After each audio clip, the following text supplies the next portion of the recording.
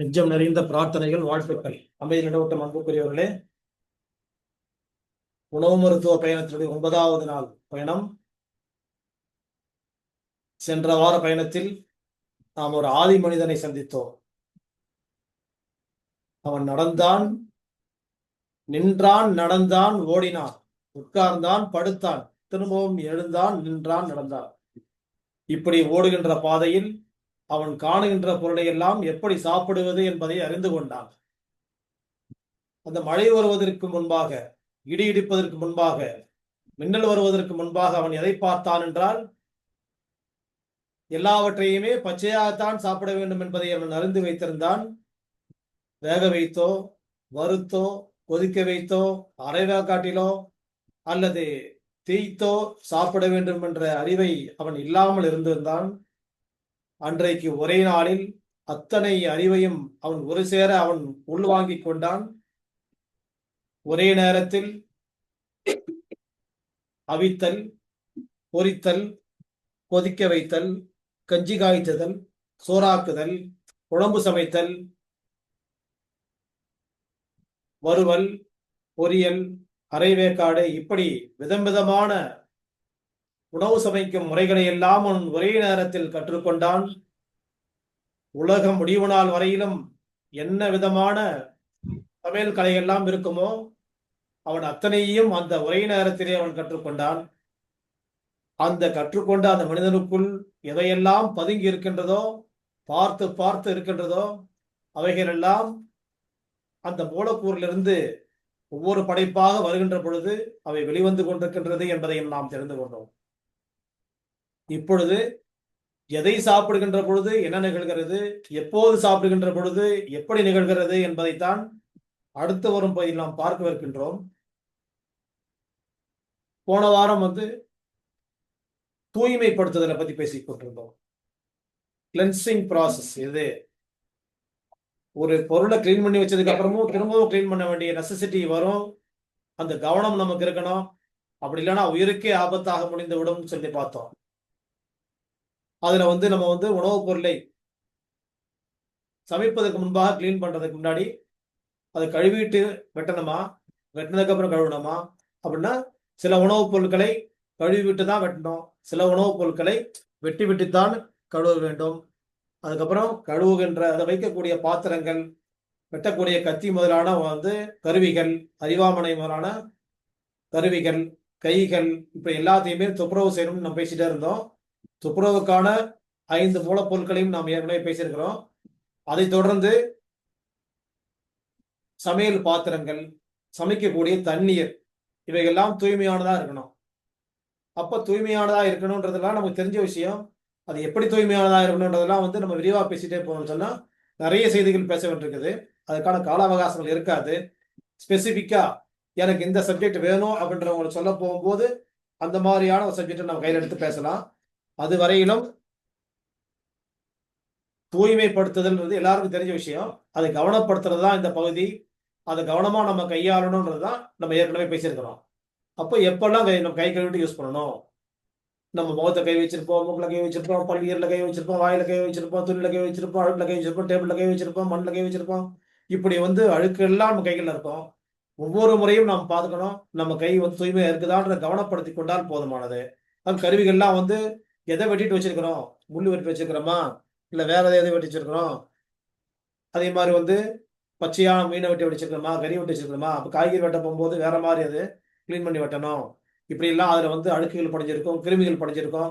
அது வைரஸா பாக்டீரியாவான்ற ஆராய்ச்சியெல்லாம் போக வேண்டிய அவசியமே இல்லை. தூய்மைப்படுத்திட்டா எது இருந்தாலும் நம்ம எதை பற்றியும் நம்ம அவசியம் இல்லை. அதை நம்ம பார்த்துக்கணும். அந்த இடத்தை பார்ப்பதற்கான கவனக்கூட்டுதல் தான் போன வாரம் பேசியிருக்கிறோம். இதற்கப்புறமா நம்ம ரசாயன சேர்க்கை இல்லாத உணவுப் பொருட்களை பயன்படுத்துவதற்கு கவனத்தில் வச்சுக்கணுன்றதும் பேசிட்டே இருந்தோம். நம்ம அதுக்கப்புறமா ஒரு உணவுப் பொருள் நம்ம கடையில் வாங்குறோம், ஒரு மளிகை கடையில் வாங்குறோம், வீட்டில் வச்சிருக்கிறோம், ஆனால் கெட்டு போகவே இல்லை அப்படின்னு என்ன அர்த்தம்? ஏன் கெட்டு போகல?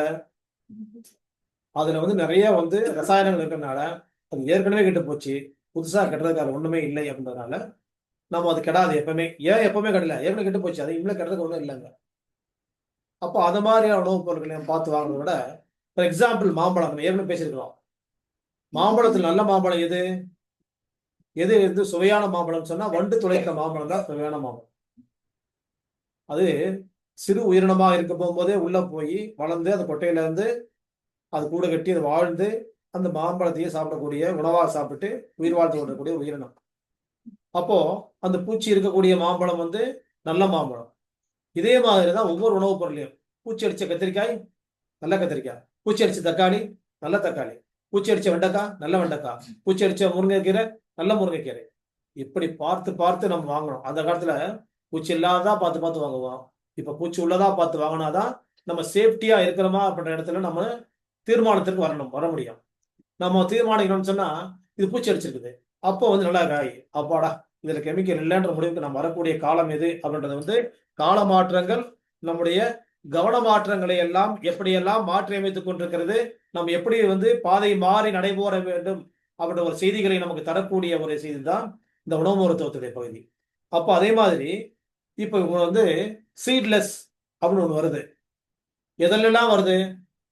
ஃப்ரூட்ஸ்ல வருது, வெஜிடபிள்ஸ்ல வந்து ரீயூஸ் பண்ண முடியாது, அது விதையே இருக்காது அப்படின்னு வருது. இப்படியே வந்து விதையில்லா விதைகள், நெல்மணிகள் இதெல்லாம் வருது. தானியங்கள், சிறுதானியங்கள், இந்த பயிர் வகைகள் எல்லாமே வந்து ஒரு முறை மட்டுமே பயன்படுத்தக்கூடியதா வருது. இது எல்லாமே வந்து விதைக்கும் தன்மை, அது முளைக்கும் தன்மை இல்லாததாக வரப்போகும்போது என்னவாகுது? திரும்ப அதை வந்து நாம வந்து பயிரினமாக மாற்ற முடியாது. ஏனென்றால் அதற்குள் உயிரினம் இல்லை, உயிர் சத்து இல்லை. அப்போ உயிர் சத்து இல்லாத ஒரு பொருளை நாம் உட்கொள்ளும் போது வரக்கூடிய சமூகங்கள் குழந்தையின்மை அப்படின்ற இடத்துக்குள்ள மூழ்கி போயிடுவார்கள். அப்போ வந்து அதுக்கு தனித்தனியான இப்ப இருக்கிற வந்து நம்ம கார்பரேட் மாதிரி இன்னும் பல 100 மடங்கு கார்பரேட்லாம் வந்து வரப்போகுது. காரணங்கள் என்ன? இது ஒரு இன்ஃபெர்டிலிட்டின்றது ஒரு மிகப்பெரிய விஷயம். ஏன்? நம்முடைய உணவு பழக்க வழக்கங்கள் அதுல மிக பெரும் பங்கு வகிக்கிறது அப்படின்ற விஷயத்த நாம் இந்த சமூகத்திற்கு எடுத்து கொண்டு போய் சேர்க்க வேண்டும்னா நமக்கு தெரிஞ்சிருக்கணும். அப்பதான் நாம வந்து உள்வாங்க முடியும், மனசுல பதிவு வைக்க முடியும், சீர்தூக்கி பார்க்க முடியும். அப்படி பார்க்கும்போது சீட்லெஸ் அப்படின்ற ஒரு விஷயத்த நம்ம வாங்கலாமா வாங்கக்கூடாதா அப்படின்னு சொன்னா வாங்கக்கூடாது, பயன்படுத்தக்கூடாது. அது வந்து அடுத்த ஜெனரேஷனை நம்மளோட நிறுத்த போகுது அப்படின்ற விஷயத்த நம்ம புரிஞ்சோம்னு சொன்னால் சீட்லெஸ் ஆன விதைகள்லாம் வருது. இப்போ எல்லாமே வந்து அந்த இன்டர்நேஷனல், அதுக்கு மேல வார்த்தைகள் சொல்ல எனக்கு தெரியல. ஏன்னா வந்து அதுக்கப்புறம் வந்து அவ்வளோதான், நீங்களே போட்டுக்கலாம், டாட் டாட் டாட் போட்டு நீங்க வேணா போட்டுக்கணும்.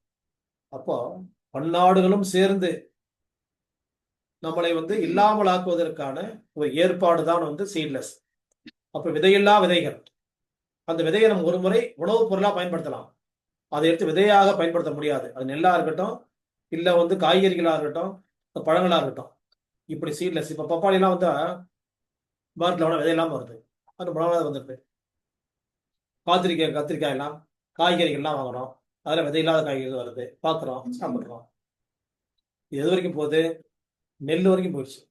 நெல்லுனா அன்றாடம் நம்ம சாப்பிட்ற அரிசி உணவு. உலக மக்கள் தொகையில 50% மேலான மக்கள் எதை சாப்பிட்றாங்க? அரிசி தான் சாப்பிட்றாங்க. அப்ப அந்த 50% மேற்கொண்ட ஒரு ஜனத்தொகையை கிட்டத்தட்ட வந்து உலக மக்கள் தொகை 1000 கோடின்னு சொன்னா 500 கோடி பேர் அரிசி தான் சாப்பிட்றாங்க. அந்த அரிசியில வந்து இனிமேல் விதையில்லாத அரிசி வருமானால் ஜெனரேஷன் அழிஞ்சு போயிடும். அப்போ அழிக்க வேண்டும் என்ற எண்ணம் ஒரு பக்கம், இரண்டாவது நம்மளை வந்து காசாக்கி கொள்ள வேண்டும் என்ற எண்ணம் மறுபக்கம். ஒன்று பேராசை, இன்னொன்று வந்து சுயநலம். ரெண்டும் சேர்ந்து இந்த மனித குலத்தை பாடுபடுத்தி கொண்டிருக்கின்றது அப்படின்ற செய்தியை நாம் இன்னைக்கு பதிவு பண்றோம். நீங்களும் வந்து உள்வாங்கி பிறரோடு நீங்கள் பகிர்ந்து கொள்ள வேண்டும். இதை ஷேர் பண்ண போகும்போது என்ன ஆகுதுன்னு சொன்னா அவங்களும் வந்து சீட்லெஸ்னுடைய தீமைகளை அவங்க புரியணும். சீட்லெஸ்ல வரப்போகும் போது விதை இல்லை அப்படின்னு சொன்னால் அதுல உயிர் இல்லைன்னு அர்த்தம். உயிர் இல்லாத உணவை சாப்பிட்றதுனால சத்துக்களே இல்லை முதல்ல. அதுக்கப்புறம் ஜெனரேஷன் அப்புறம் நமக்கு எந்த சத்துக்கும் அதில் சேர போறது கிடையாது, சேராது. இதுதான் இயற்கை, அது இருக்குது. இதெல்லாம் வந்து லேப்ல கொடுத்து டெஸ்ட் பண்ணியாச்சு, இதெல்லாம் இருக்குது அப்படிலாம் கிடையாதுன்னு ஆர்குமெண்ட் வேணா பண்ணலாம். ஆராய்ச்சிகள் வந்து ரிசர்ச் வந்து நேற்றைய ரிசர்ச் இன்னைக்கு இல்லை, இன்னைய ரிசர்ச் நாளைக்கு இல்லை, அது மாறிட்டே தான் இருக்கும். ஒவ்வொருத்தரும் வந்து ரிசர்ச் எப்படி ப்ராப்டா பண்றாங்கன்றதெல்லாம் கிரெடிபிலிட்டி அவங்கள பொறுத்தது, அந்தந்த யூனிவர்சிட்டிஸு அந்தந்த நாடுகளை பொறுத்தது. இதெல்லாம் வந்து நம்பகத்தன்மையெல்லாம் கிடையாது. ஏனென்றால் இது கண்டிப்பாக வந்து இன்னொருத்த மறுக்க போறான் நாளைக்கு, அப்போ ஆமா ஆமான்னு ஒத்துக்க போறாங்க. நேற்றைய சர்க்கரையுடைய அளவு வேற, இன்னைக்கு சர்க்கரையுடைய அளவு வேற. நேற்று பிபியோடைய அளவு மெஷர்மெண்ட் வேற, இன்னைக்கு மெஷர்மெண்ட் வேற. இப்படிலாம் வந்து மெடிக்கல் மேட்டர்லாம் இருக்க போகும்போது இந்த உணவுப் பொருட்கள்லையும் இது வந்து இன்னைக்கு வந்து அதுல வந்து சத்தெல்லாம் எதுவுமே குறையலன்னு இன்னைக்கு சொல்லக்கூடிய அதே வார்த்தைகள் வந்து நாளைக்கு என்ன வரும்? இதுல சத்தே கிடையாது. இவ்வளவு நாளா சாப்பிட்டதுனால இன்னென்ன மாதிரி புது புது நோய்கள் எல்லாம் வரக்கூடிய வாய்ப்புகள் இருக்குதுன்றது தான் நாளைக்கு வந்து ரிப்போர்ட் நமக்கு வரப்போகுது. அந்த மாதிரியான ரிப்போர்ட் வருவதற்கு வந்து நம்ம காத்திருக்க வேண்டிய அவசியம் இல்லை. இன்னைக்கு அதுல இருந்து விடுதலை வாங்கிட்டு நாம பார்த்து பார்த்து நம்ம வீட்டுக்குள்ள செஞ்சுக்க முடிஞ்சா, நம்ம பகுதியில செஞ்சுக்க முடிஞ்சா, நம்ம தெரிஞ்சவங்க செஞ்சுக்க முடிஞ்சா செஞ்சுக்கலாம். அப்படி இல்லைன்னா வாங்கக்கூடிய இடங்கள்ல வந்து நம்பகத்தன்மை உள்ள இடங்கள்ல விதையுள்ள உணவுப் பொருட்களை வாங்கி பயன்படுத்த வேண்டும். அது சுவையில்ல சற்றதாக கூட இல்லாம கூட போயிட்டு போகுது. சுவையில்லாததாக இருந்த போதிலும் கூட அது விதையுள்ளதாக இருக்கிறதான்னு பார்த்து வாங்குங்க. பப்பாளிய உடைச்சு பார்க்க முடியாதுன்னு சொல்லுவாங்க கடைக்காரங்க. எங்களுக்கு தெரியாது. நாங்க வாங்கி வைக்கிறோம்னு சொல்லுவாங்க. அதே மாரி தான் நாளைக்கு அரிசியும் வரப்போகுது. அப்ப அரிசி கூட இப்ப வந்துருச்சு, அதெல்லாம் வந்துருச்சு. பரவலா இல்ல. அவ்வளவுதான். ஒரு சில மூலைகள்ல இருக்குது. இது யாருடைய மூலையில இருந்தோ உதிச்சது. நம்ம இதெல்லாம் நமக்குள்ள வந்துச்சுன்னு சொன்னா, நம்முடைய நோய் எதிர்ப்பாற்றல் மண்டலம் வந்து அழிவு பாதையை நோக்கி போயிடும். போயிடுச்சுன்னு சொன்னால், நாம வாழ்றதே வந்து பலவீனமாயிடுவோம். நம்முடைய வைட்டல் ஆர்கன்ஸ் உடைய வீக்னஸ் வந்து செயலிழப்பு ஏற்பட்டுரும். செத்து போயிடுறோமோ இல்லையோ, இருக்க போகும்போதே செத்த மாரி, தினம் செத்த மாரி நடைப்படமா தான் நம்ம உலகக்கூடிய சூழ்நிலை இருக்கும். அதை தாண்டி அப்புறம் தான் அடுத்த ஜெனரேஷன் வருமா, உற்பத்தி ஆகுமா ஆகாதான்னா, ஆகலாம். 102 பேர் ஆவாங்க. அதுவும் வந்து செத்து போன மாரி தான் பொறப்பாங்க. அப்படியான ஒரு சூழல் தான் ஏற்படும். இதுக்கெல்லாம் அவ்வளவு காரணமா இருக்கக்கூடியதெல்லாம் வந்து இந்த விதையில்லா பயிரினங்கள். அந்த விதையில்லா பயிரினங்கள வந்து நாம வந்து மதிப்பிழக்க செய்யணும்னு சொன்னா, அதை வாங்காமல் தடை விதிக்க வேண்டும்.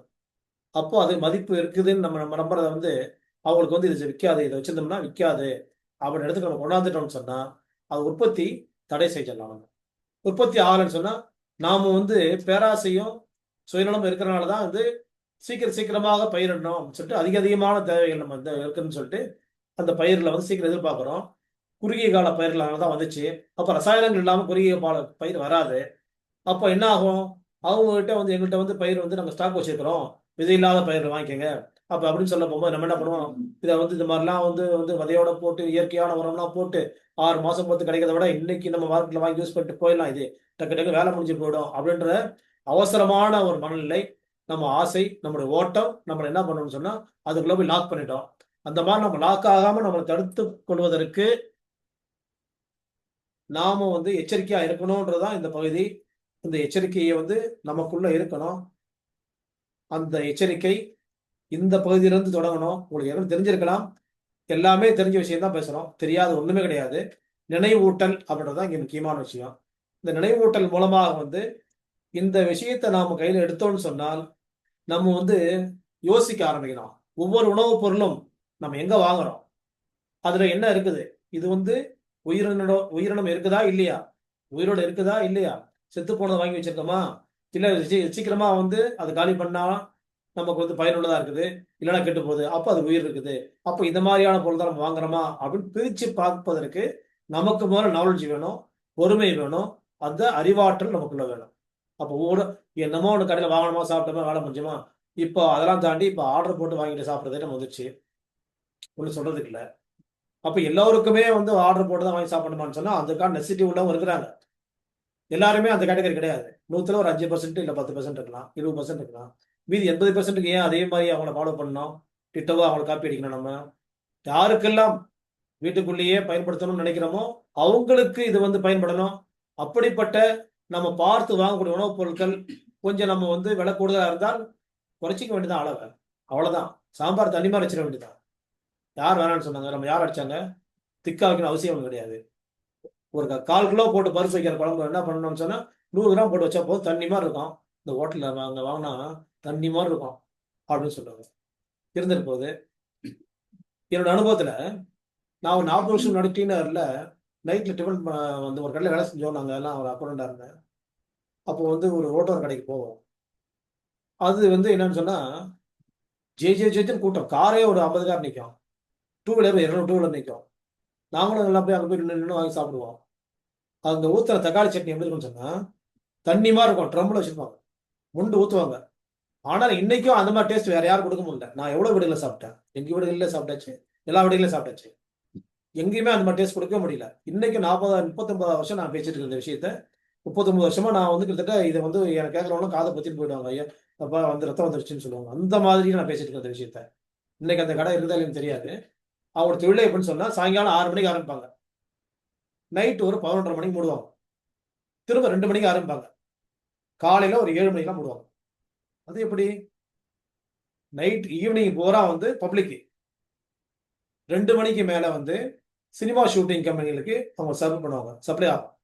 ஒரு 500 இட்லி, 1000 இட்லி, அது மாதிரி 500 பொங்கல், 300 வடை இப்படின்னு வந்து பார்சல். அது மாதிரி அந்த பால் கேன் மாதிரி பெரிய பெரிய கேன்கள்ல சாம்பார், சட்னி இது மாதிரிலாம் காலைல விடியல நாங்க விடிகாலத்துல வந்து தொழுதுலாம் 4 மணிக்கு அங்கே தான் பள்ளியாசு போச்சுட்டு போவோம். பார்த்தாங்க அந்த வேன்லாம் நிற்கும். என்ன இங்கே வந்து வேன் நிற்கிது பார்த்தா அங்கே எல்லாம் லோடு ஏறும். அப்புறம் 8 மணிக்கு மேல மிச்சர்கள்லாம் கொண்டாந்து ஹோட்டல் வச்சிருவாங்க. ஹோட்டல் வச்சிருப்பாங்க அவங்க. அந்த ஹோட்டல் உட்காந்து சாப்பிட்ற மாதிரி ஹோட்டலு. அதில் யாருமே இருக்க மாட்டாங்க. அப்போ யாருமே வரமாட்டாங்க. ஏன்னு சொன்னா இதெல்லாம் மிச்சம் தான் அங்கே வரும்ன்றது அவங்க தெரியும் போல இருந்து ஜனமே இருக்காது அந்த ஹோட்டல். வண்டியும் அவங்களுக்கு தான். இந்த மாதிரி வந்து பேக் பண்ணி அனுப்புறதும் அவங்க தான். ஹோட்டலும் அவங்களுக்கு தான். ஹோட்டலு ஒண்ணுமே இருக்காது. நல்லாவே இருக்காது. ஏன்னா எல்லாம் மிச்சம். கடைசி மிச்சம்.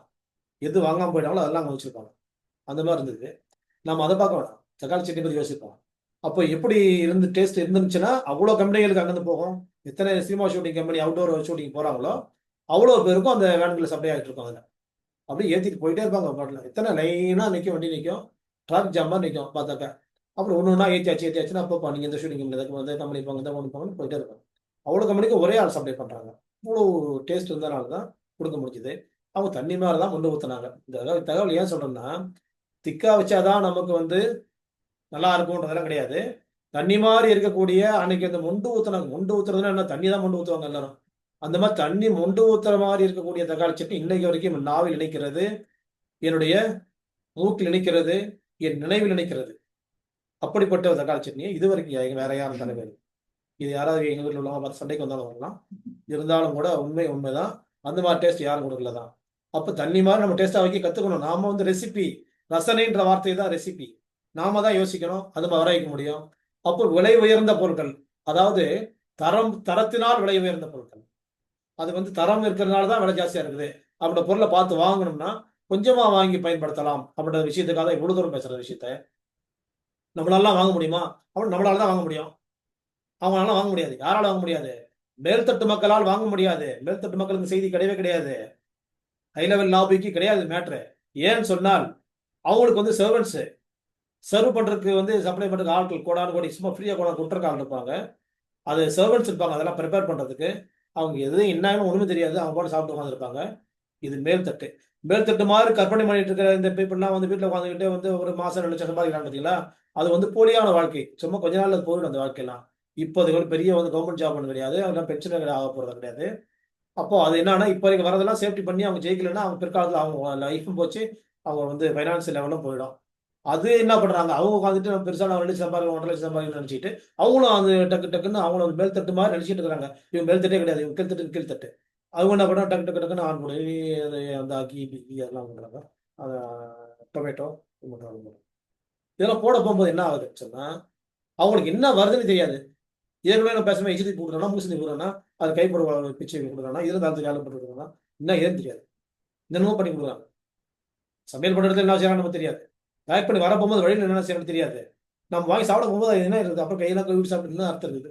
நான் கையெல்லாம் கழுவிட்டு பிளேட்லாம் கழுவிட்டு எடுத்து வச்சு தான் சாப்பிட்டேன்னா எந்த அர்த்தமும் கிடையாது. அது எது எப்படி தயார் பண்ணப்படுறது நமக்கு எதுவுமே தெரியாது. தெரிஞ்சுக்கணுன்ற விதம் நமக்கு நாலேஜ் இருக்கணும். நாம என்ன சாப்பிட்றோமோ அது எங்கிருந்து வந்துச்சு, அது எப்படி தயார் பண்ணாங்கன்னு தெரிஞ்ச விஷயமா இருந்துச்சுன்னு சொன்னால் நாம் வந்து சேஃப்டியா இருந்துக்கலாம். இது அடுத்த ஜெனரேஷனுக்கும் நமக்கு வந்து சேஃப்டி லெவல்ன்றது மெஷர்ன்றது வந்து நமக்குள்ள இருந்து அடுத்த ஜெனரேஷனுக்கு டிரான்ஸ்ஃபர் ஆகணும். இந்த டிரான்ஸ்ஃபர்மேஷன் பண்ற விஷயம் வந்து சும்மா வாய் மூலமா சொல்லி அட்வைஸ் பண்ணியோ மாத்துறது கிடையாது. இது ஜெனட்டிக் மேட்டரா தான் உள்ள பதிவாகிடும். இப்ப நான் பேசிட்டு இருக்கேன் இல்லையா, உங்க ஜெனட்டிக் மேட்டருக்குள்ள இது போய் ஸ்டோர் ஆகுது, ரிசர்வ் ஆகுது. இது கூல் ஸ்டோரேஜ் கிடையாது, இது ஹீட் ஸ்டோரேஜ் கிடையாது. இது வந்து நம்ம வந்து என்னது மைக்ரோவேவ் ஓவனும் கிடையாது, இது ரெஃப்ரிஜரேட்டர் கிடையாது. உங்களுடைய உள்ளங்களில் பதிவு செய்யப்படுகிறது. குளிர்ந்த உள்ளங்களில் பதிவு செய்யப்படுகிறது. சூடான ரத்த ஓட்டத்தில் பதிவு செய்யப்படுகிறது. உடம்புக்குள்ள ஓடக்கூடிய சூடான ரத்தத்தில் ஓட போகும்போது இது ஹீட்டு. இது வந்து ஹீட்னா அது டிராவல் பண்ணும் எல்லா இடத்துக்கும். ஸ்டோர் பண்றது வந்து பாதுகாத்து வைத்திருக்கும். கூல் ஸ்டோரேஜ் வந்து பாதுகாத்து வைத்திருக்கும். உங்க இதயங்கள் வந்து குளிர்ந்த இதயங்கள் அவனை பதிவு பண்ணி வைக்கிறேன். இது அடுத்த இடத்துக்கு ஜெனரேஷன் போற வரைக்கும் இது இயற்கையான ஆரோக்கியமான ஒரு கூலிங். அதே மாதிரி ஆரோக்கியமான சூடு ரத்த ஓட்டம், சூடான ரத்தம் ஓட ஓட ஓட அதுக்குள்ளேயே ஓடிட்டு இருக்கோம் உங்களுக்குள்ள. ஓட ஓட இனி வரும் காலங்களில் நம்ம எந்த மாதிரியான உணவுப் பொருட்களை எல்லாம் நாம் சாப்பிட வேண்டும் அப்படின்ற உணர்வு நமக்குள்ள வந்துச்சுன்னு சொன்னால், போன வாரம் தூய்மைப்படுத்தல் பத்தி பேசணும். இப்ப வாங்கும் பொருட்களை பத்தி, சமைத்து வாங்கும் பொருட்களா அல்லது சமையலுக்கு வாங்கும் பொருட்களோ, நாம எப்படிப்பட்ட பொருட்களை வாங்க வேண்டும் என்ற கவனம் நமக்குள்ள வர வேண்டும் என்பதுதான் இன்றைய செய்தி. இந்த செய்தி உங்களுக்கு நிச்சயமாக கட்டாயமாக தேவை. இது பிடிக்குதா பிடிக்கலையா அப்படிலாம் ஒண்ணு உங்க வந்து வந்து வந்து நம்ம சர்வே ஒண்ணு பண்ண போறது கிடையாது. இது பிடிச்சாலும் பிடிக்காட்டியும் கட்டாயமான தேவைதான். உங்களுக்கு தெரியுமா தெரியாதா அவர்கிட்ட கேள்வி கேட்க வேண்டிய அவசியம் கிடையாது. ஏன்னா உங்களுக்கு எல்லாம் கண்டிப்பா தெரிஞ்ச செய்தி தான். ஒன்னே ஒரு விஷயத்த ரொம்ப நேரம் வளவளன்னு பேசிட்டு இருக்கீங்க. ஆமா ரிப்பீட்டடா பேசிட்டு இருப்போம். ஏன்னு சொன்னா பிடிச்ச பாட்டை பாடிட்டு தான் இருப்பாங்க. நீங்க பாட 20 வருஷம் முன்ன கேட்ட பாட்டு நீங்க பாடலையா எனக்கு? வாய் முணுமுணுக்கலையா? உங்க பாட்டை யாராவது கேட்டுட்டு ஐயோ என்ன மெடலா கொடுக்க போறாங்க. அதுக்காக நீ பாடாம இருக்கீங்களா? பாடுறீங்கல்ல? அதே மாதிரிதான். இது தெரிஞ்ச விஷயம் தான். அத்தியாவசியம் எல்லாருக்கும் புரிஞ்ச விஷயம் தான். இது ஒன்றும் தெரியாத ஒன்றும் கிடையாது. இருந்தாலும் பேச வேண்டிய இடம் பேசிதான் ஆகணுன்றதுக்காக தான் இன்றைய பொழுது பேசிக் கொண்டிருக்கின்றோம். இந்த செய்தி உங்களுக்கு அடுத்த ஜெனரேஷன் கொண்டு போய் சேர்க்கணும். சேர்க்கறதுக்கு நீங்க மனசுல பதிவு பண்ணீங்க. நீ ஒண்ணு போய் பசங்களை திருத்த வேணாம். யாரையுமே திருத்த வேண்டிய அவசியம் இல்லை. பதிவு பண்ணி வைங்க. அது ஆட்டோமேட்டிக்கா டிரான்ஸ்ஃபர் ஆகும். அவ்வளவுதான். நம்ம ஒண்ணுமே சொல்லி தராம எப்படி நம்ம குழந்தை எவ்வளவு செய்யுது அப்படின்னு கேட்கறோம். எப்படி தெரியுது அவனுக்கு? நம்ம உள்ளங்களை பதிவு செய்யப்பட்டு நிறைவேறாத ஆசைகள் எல்லாம் நம் குழந்தைகள் மூலமாக நிறைவேற்றப்படுகிறது அப்படின்றதுதான் வரலாற்று அறிவியல் ஆய்வு. அறிவியல் ஆய்வினுடைய வெளிப்பாடுகள் எல்லாம் வரலாற்றின் குறிப்புகள், வரலாற்றின் நிகழ்வுகள் தான் இன்னைக்கு அறிவியல் மூலமா வெளிப்படுத்துறோம், நம்ம கண்டுபிடிக்கிறோம். பிற்காலத்தில் இதெல்லாம் வரலாறாக மாற இருக்கின்றது. இப்போ புதிய வரலாறு படைப்பதற்கான வாய்ப்பு, உணவு மருத்துவத்துடைய புதிய வரலாறு படைப்பதற்கான ஒரு வழிகாட்டுதலாக இந்த பகுதியை நாம் எடுக்கணும். அப்படிப்பட்ட பகுதியாக இந்த பகுதி நிச்சயமாக உங்களுக்குள் பதிவு செய்யப்படுகிறது. நீங்கள் பயன்படுத்திக் கொள்ள வேண்டும். இன்னும் இதுக்கு அடுத்ததாக சாப்பிட்ற முறைகள் சிம்பிளா இந்த விஷயம் நமக்கு நிறைய பேருக்கு தெரிய மாட்டேங்குது. எப்படி சாப்பிடணுன்றது, எப்ப சாப்பிடணுன்றது சின்ன விஷயம். இந்த சின்ன விஷயத்த கவனக்குறைவால் நம்ம என்ன பண்றோம்னா தப்பு பண்றோம். என்ன சின்ன விஷயம்? வேக வேகமா சாப்பிட்டுறோம். சாப்பிட்டு ஒரு வேலைக்கு போறோம். சாப்பிட்டு வேலைக்கு போகும்போது நம்ம டயர்ட் ஆகுது. சரி, சாப்பிட்டு வேலை செய்யலாமா செய்யக்கூடாதா? சரி, சாப்பிடாம வேலை செய்யலாம் செய்யக்கூடாதா? எது சரி? சாப்பிட்டோம்னா தூங்கலாமா தூங்கக்கூடாதா? சாப்பிட்டோன்னு வேலை செய்யணுமா சாப்பிட்டோன்னு தூங்கணுமா? இந்த கேள்வி எது சரியான பதில்? இன்னைக்காவது நீ யோசிச்சிருக்கீங்களா? யோசிச்சிருக்கலாம், யோசிக்காமல் இருக்கலாம். இருந்தாலும் இன்னைக்கு கேளுங்க, தெரிஞ்சு வச்சுக்கங்க. திடீர் மரணங்கள் நடக்கிறதுக்கு இதுவும் ஒரு காரணமா அமையுது. எப்படி? நல்லா சாப்பிட்டோம், திருப்திகரமா சாப்பிட்டோம்பா, அடுத்த நிமிஷம் கடுமையான வேலை வந்துச்சு. ஒரு மூட்டை தூக்கணும், ஒரு பேக்கிங் தூக்கிட்டு போகணும், ஒரு லோடு ஏற்றணும், இல்லை ஒரு பெரிய வேலை, ஒரு வேலை செய்யணும், கன்ஸ்ட்ரக்ஷன் ஒர்க்கு, இல்லை ஒரு கார்பெண்டர் ஒர்க்கு, இந்த மாதிரி ஒரு ஹார்ட் ஒர்க்கு, இந்த மாதிரி செய்யலாமா? இல்லை ஒன்றும் இல்லை, மார்க்கெட்டு சாப்பிட்டோம், நல்லா சாப்பிட்டோம், மார்க்கெட்டுக்கு ஒரு பை தூக்கிட்டு போய் 2 கையிலையும் வெயிட் தூக்கிட்டு வரோம்.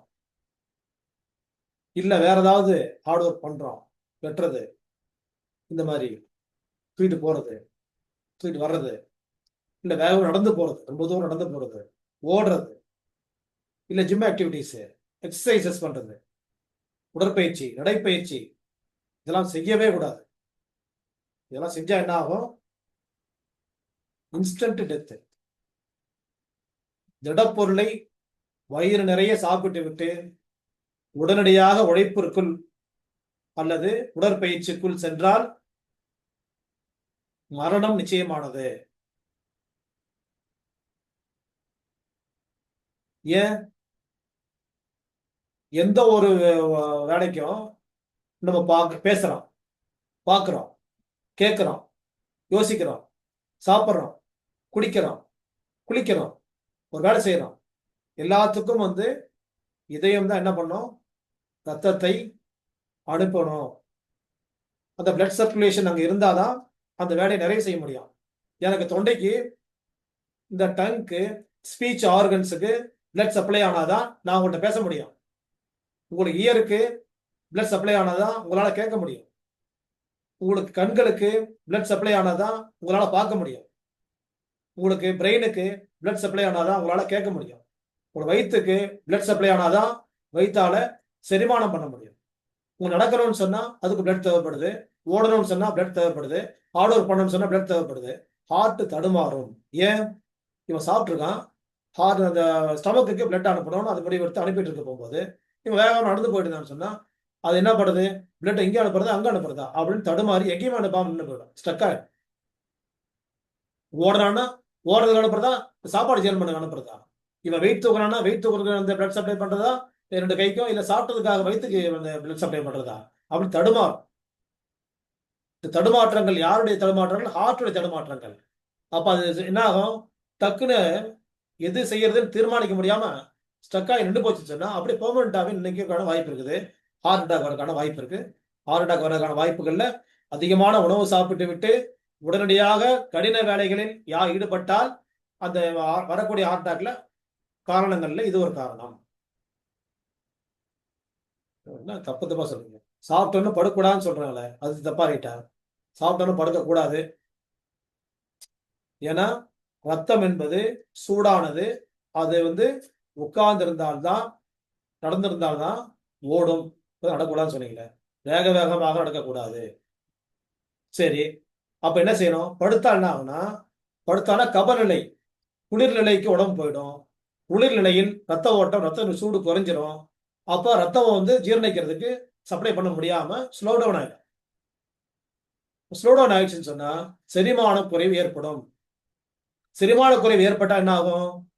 தலபாரம், நினைவாற்றல் குறைவு, கண் பார்வை குறைவு, கேஸ் ட்ரபிள் அப்படின்னு சொல்லக்கூடிய கேஸ் ட்ரபிள் அதெல்லாம் அப்புறம் கேஸ் ட்ரபிள் உற்பத்தி ஆகிறது. வயிறு உப்புசம், எனக்கு ஜீரணமே ஆகலை, வாந்தி வரமா இருக்கிறது, ஒமட்டல், வாந்தி, அஜீரணம், வயிற்றுப்போக்கு, இன்னும் கூடுதலாக மலச்சிக்கல். அடுத்த வேலை சாப்பிடாம இருக்கணும், ஸ்டமக் பசிக்கும், திரும்ப திரும்ப உள்ள போட்டே இருக்கணும், லோடாக.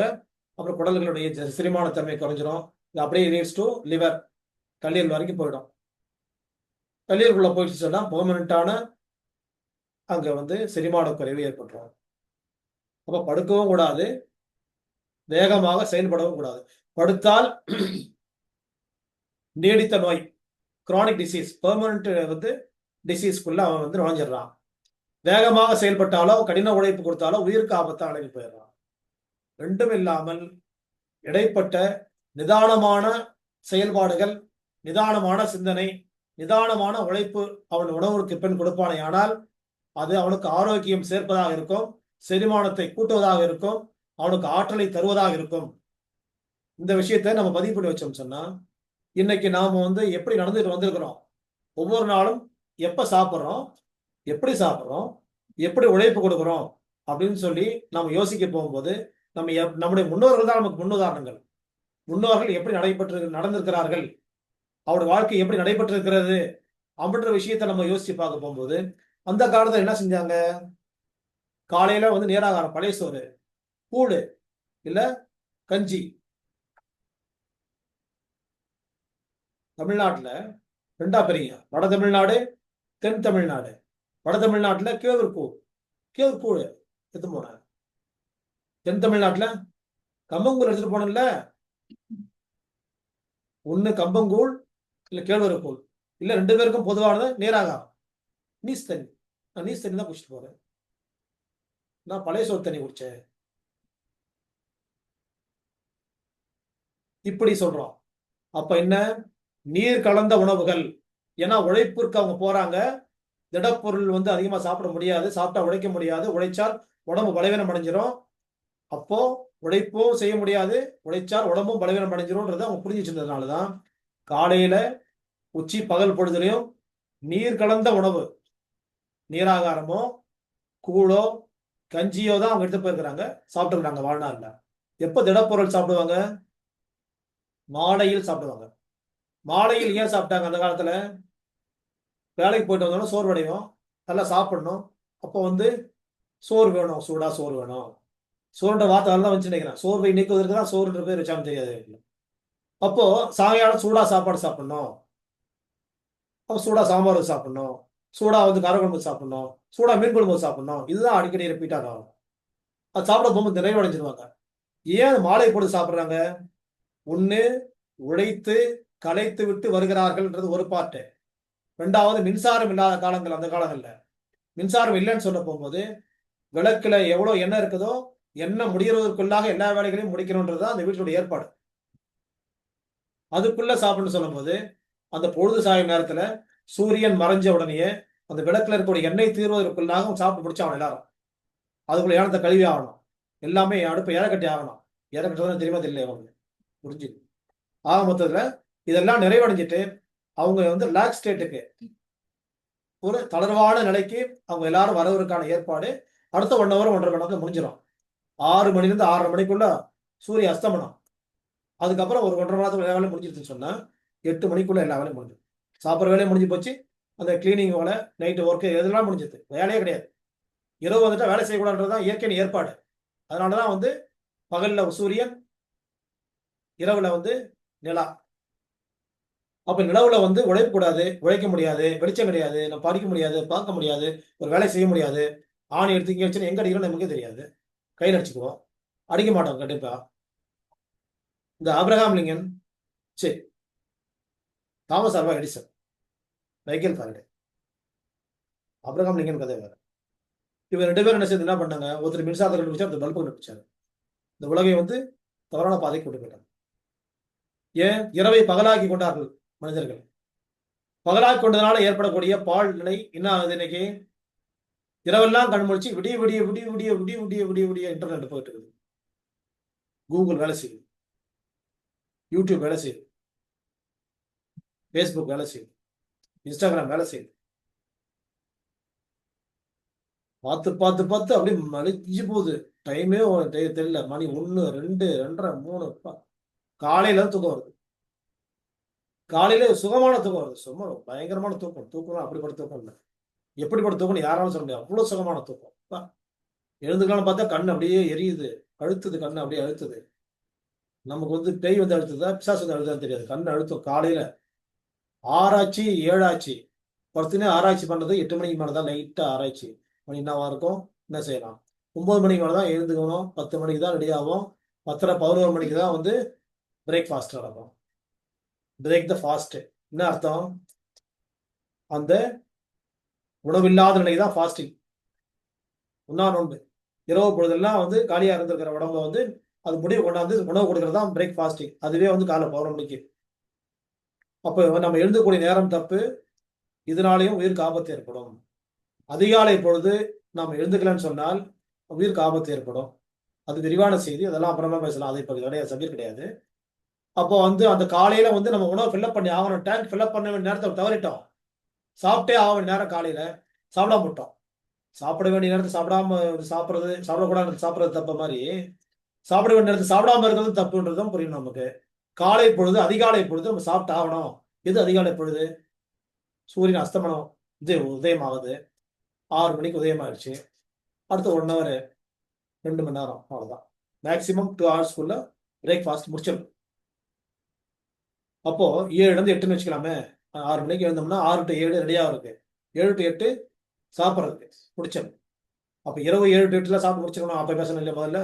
இப்போ காலையில சாப்பாடு 7 to 8, 7 to 8, 7 to 8 அவ்வளவுதான் டைம் முடிஞ்சிச்சு. 78, 78. இந்த மாதிரி நம்ம உணவு பழக்கத்தை கொண்டு வந்துட்டோம். டைம் மேனேஜ்மெண்ட் பண்றோம்னு சொன்னாக்க நாம கெடுக்காம இருக்கலாம் உடம்ப. உடம்ப வந்து தானா வந்து கெட போறது இல்ல.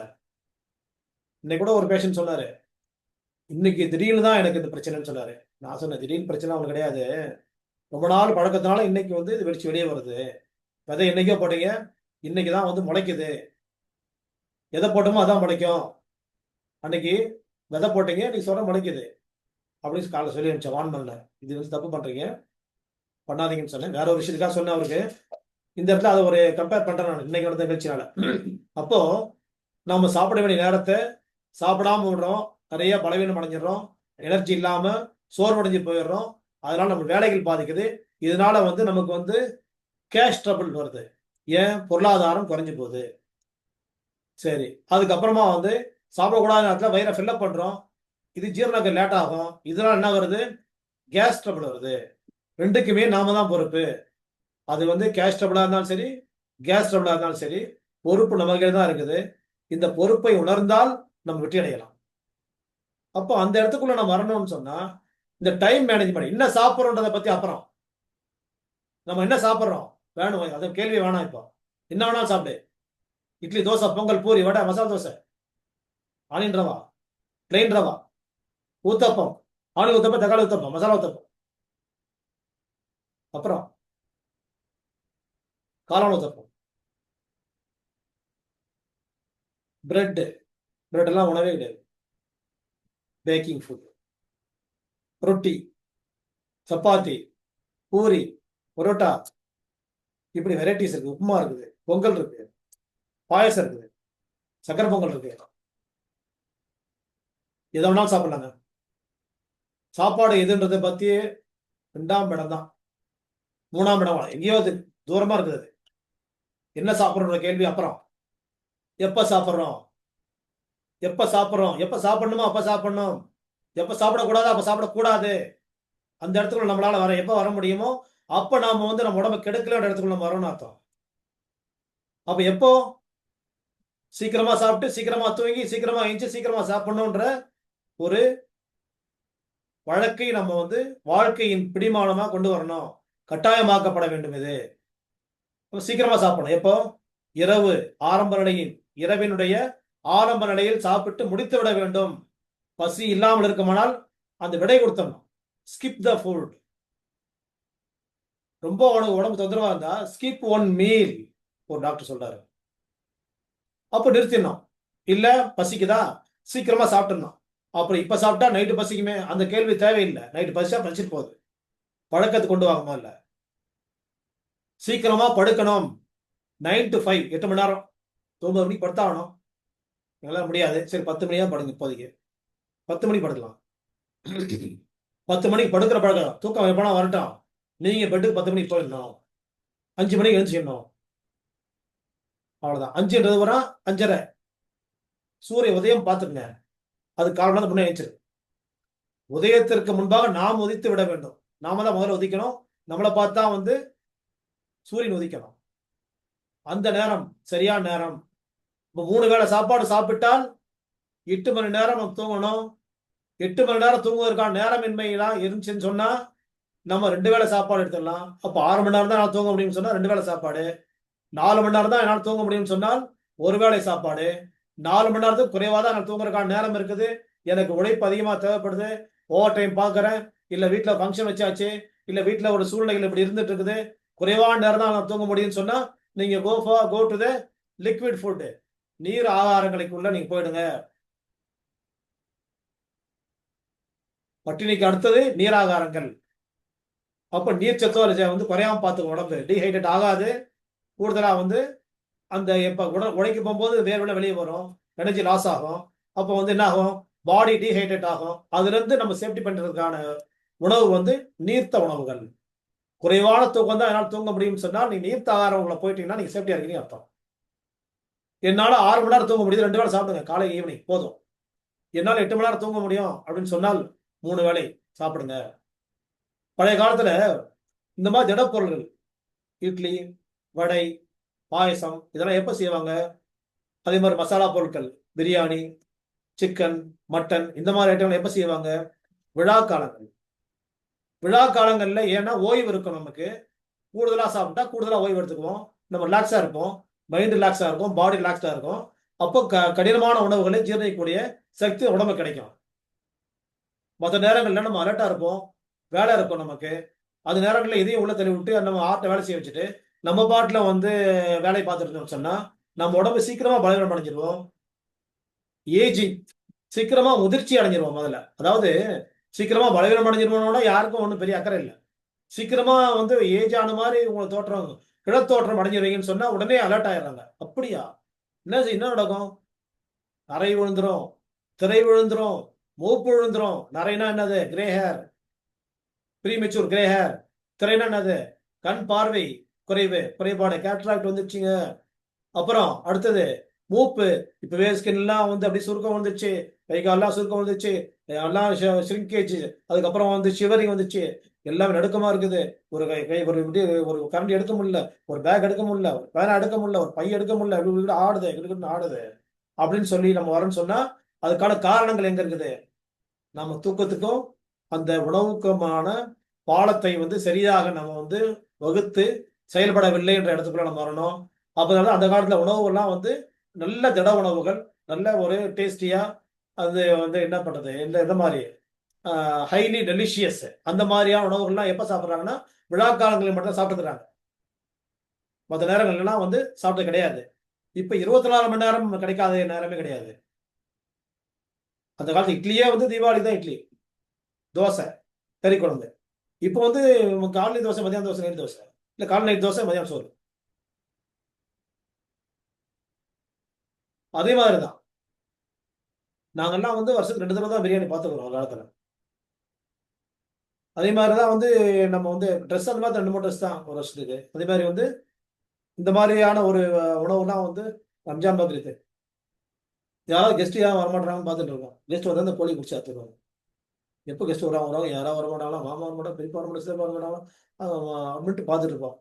இந்த மாமா மச்சான்லாம் வந்தாங்கன்னா உடனே கோழி பிடிச்சு அறுப்பாங்க. கோழிலாம் ஓடில கிடையாது. வந்து ஒரு கோழி வேடிக்கை பார்த்து விளையாண்டுருப்போம். யாரா வந்துட்டா சந்தோஷப்படுங்க. ஏன் இந்த கோழி அறுக்க போறாங்க அப்படின்னு. இப்போ என்னன்னாக்க ஒரு நாளைக்கு கோடிக்கணக்கான கோழிகள் அறுக்கிறது தப்பு கிடையாது. நாம வந்து தேவையறிந்து, அளவறிந்து, நேரம் அறிந்து சாப்பிடணும். அதான் முக்கியம். எதை சாப்பிடணும் இடத்துக்கு நம்ம போகவே இல்லை இன்னும். எப்ப சாப்பிடணும் தான் போயிருக்கிறோம். அந்த இடத்துல முதல்ல சிந்திச்சு பார்த்தால், அந்த காலத்துல எப்படி செஞ்சாங்க? நீர்த்த பொருள் எப்ப சாப்பிட்டாங்க?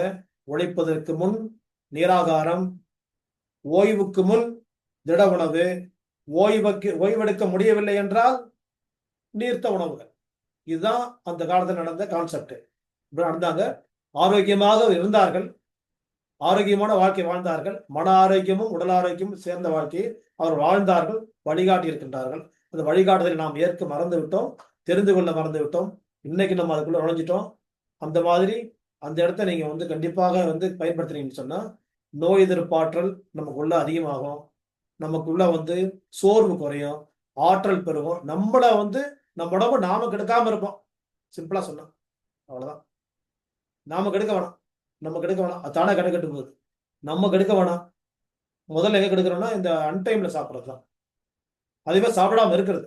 நான் காலைல சாப்பிடுறதே கிடையாது. ஒருத்தர் சொல்றாரு இன்னைக்கு காலைல. மார்னிங்லாம் சாப்பிட்டதே கிடையாது. எப்போ நைட்டு மட்டும் சாப்பிடுவாங்க. எத்தனை மணிக்கு? 10 மணி மேல தான்.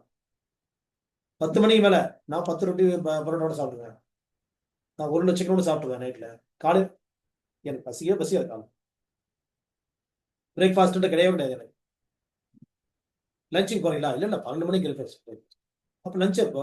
அது 4 மணிக்கு 4:30 மணிக்கு. டோட்டலி அன்னைக்கு மாறலைன்னா உங்க லிவர் ஃபெயிலியர் சரியா இருக்கும். இப்போ இதெல்லாம் வந்து டே டு டே பேசிட்டு இருக்கிற விஷயங்கள் தான் உங்களுக்கு ஷேர் பண்றேன். இங்க எல்லார்ட்டையும் மற்றவங்களோட என்ன பேசுறோமோ அதே விஷயங்களை ரீகால் பண்ணி உங்ககிட்ட நான் வந்து ஷேர் பண்ணிட்டு இருக்கிறேன். அவ்வளோ. புரிந்தால் மீதமுள்ள வாழ்க்கையில வந்து வலி இல்லாத, சோர்வில்லாத வாழ்க்கையை நாம் கொண்டு வர முடியும். அவ்வளவுதான். ஏன்னா நீங்க வீக்கா இருக்கிறீங்க, இம்யூனிட்டி குறைஞ்சு போகுது அப்படிலாம் சொன்னா வேலைக்கு ஆகாது. வலி இல்லாம இருக்கணும், சோர்வு இல்லாம இருக்கணும், நாம வந்து வயசாகாம இருக்கணும். இது 3 விஷயங்கள் நீங்க பிடிச்சிங்க. உங்களுக்கு வயசாயின்னு இருக்குது. இன்னையோட வயசாகிறத நிறுத்தணும்னா இந்த வழிக்கு வாங்க. வயசாகணும்னு நினைச்சீங்கன்னா இஷ்டத்தை சாப்பிடும். ஆன்டி ஏஜிங் ப்ராப்பர்ட்டிஸ் அப்படியே பார்த்து கூகுளில் போடுறது, அமேசான் ஆர்டர் போடுறது விடுறது அப்படியே டெவலப் பண்ணி போகலாம். ஆன்டி ஏஜிங் ப்ராப்பர்ட்டி நம்ம கையில் தான் இருக்குது. இதை யோசிங்க. மீண்டும் இளமையை கொண்டு வந்து நீங்கள் ஆரோக்கியத்தை மீட்டெடுக்க வேண்டும் என்பதே இந்த பகுதியினுடைய குறிக்கோள். அடுத்தது இன்றைய உணவு ரெசிபி. வசனையாளர் கேட்ட கேள்விக்கான அடுத்த பதில் இன்றைய உணவு.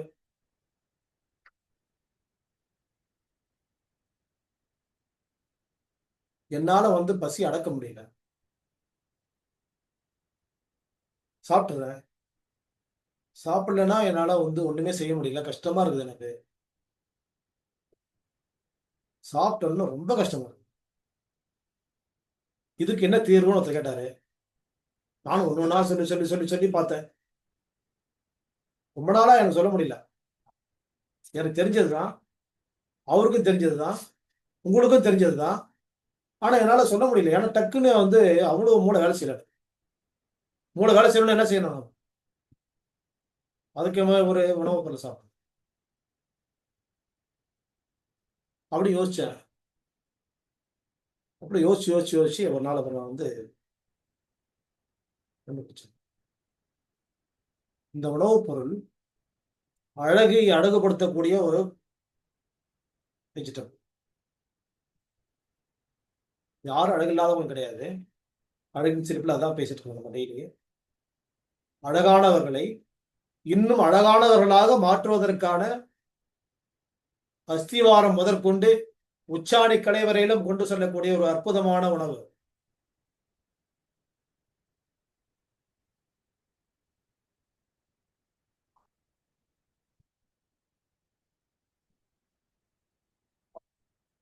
தலைமுடி வளர்ச்சியில ரொம்பவும் பங்களிக்கக்கூடிய உணவு இது. இந்த காய் வந்து முடி வளர்ச்சிக்கு அவ்வளவு அற்புதமாக பயன்படுது. இரண்டாவது மேட்டர். முதல் மேட்டர் என்ன சொன்ன? அழகை அழகுபடுத்தக்கூடிய காய். முடி வளர்ச்சியை தூண்டக்கூடிய கருமையும் திடமான முடியையும் தரக்கூடிய ஒரு உணவு காய் இது. மூணாவது ஸ்கின் ட்ரைனஸ், தோல் வறட்சியை போக்கக்கூடிய காய்.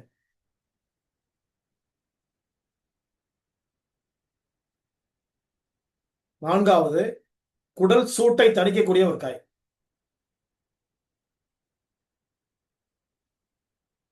ஐந்தாவது பிளட் பியூரிபிகேஷன் ஏஜென்ட், ரத்த சுத்திகரிப்பு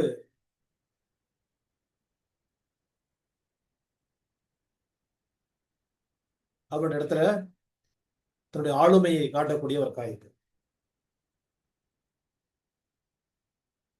கொழுப்பை செரிக்க குறைக்கக்கூடிய ஒரு காய்.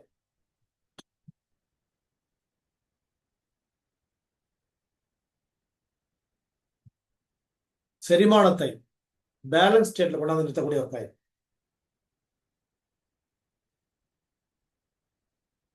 செரிமானத்தை கூட்டன்ற வார்த்தையோ குறைக்கின்ற வார்த்தையோ நான் சொல்லல. சமநிலைக்கு கொண்டு வரக்கூடிய ஒரு காய் இது.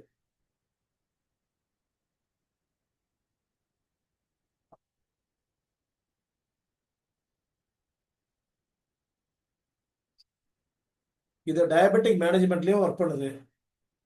சர்க்கரை நோயாளிகளுக்கு அந்த சர்க்கரையினுடைய அளவை பராமரிக்கவும் பயன்படுகிறது.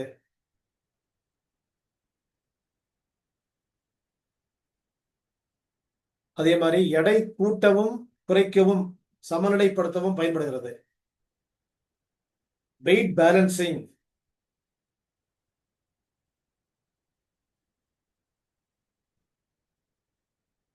தொளதொளப்பான உடம்பை வந்து கட்டுக்கோப்பான உடம்பாக மாற்றுவதற்கு பயன்படக்கூடிய காய் இது.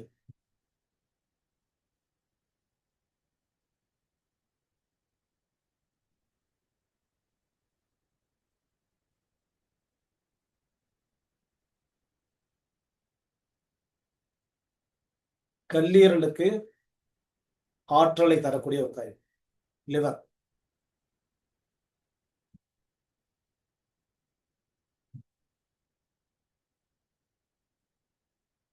சிறுநீரகங்களுக்கும் சக்தியை தரக்கூடிய ஒரு காய் இது.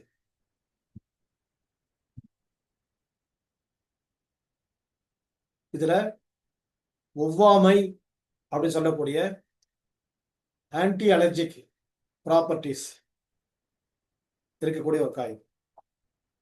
ஒருத்தர் போடுறாங்க கேரட் அப்படின்னு சொல்லிட்டு அது சரியா இல்லையானு இருந்தாங்க.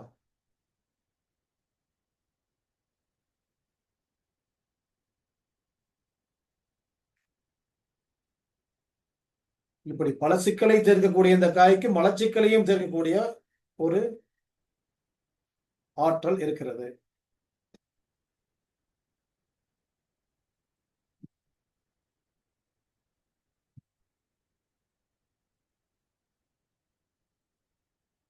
கொலஸ்ட்ரால் மேனேஜ்மெண்ட் அதை நிர்வாகம் பண்ண போகும்போது இந்த காய்க்கு ஹார்ட் ஹெல்த்தையும் அட்மினிஸ்ட்ரேட் பண்ணக்கூடிய ஆற்றல் இருக்கிறது.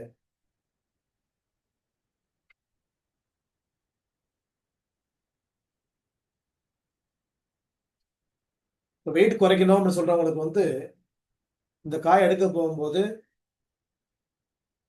டயட்ல இருந்தா யாரும் இருக்க மாட்டாங்க. தானாவே டயட் கொண்டாந்து நிறுத்தக்கூடிய ஒரு காய் இது.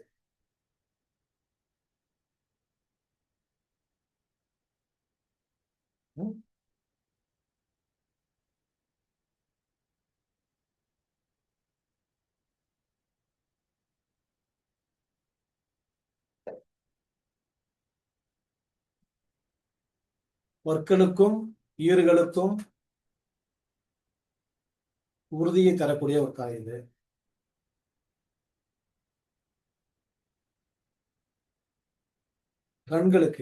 கண்களின் பார்வை புலன்களை மேம்படுத்துவதற்கு பயன்படக்கூடிய காய்.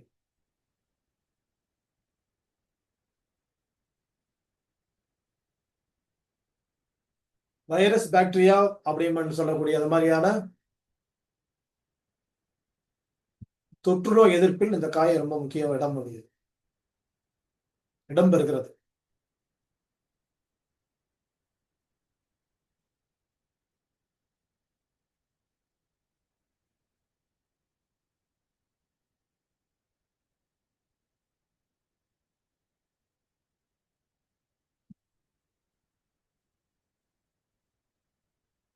இப்படிப்பட்ட அற்புதங்கள் நிறைந்த இந்த காய் வந்து சமையலில்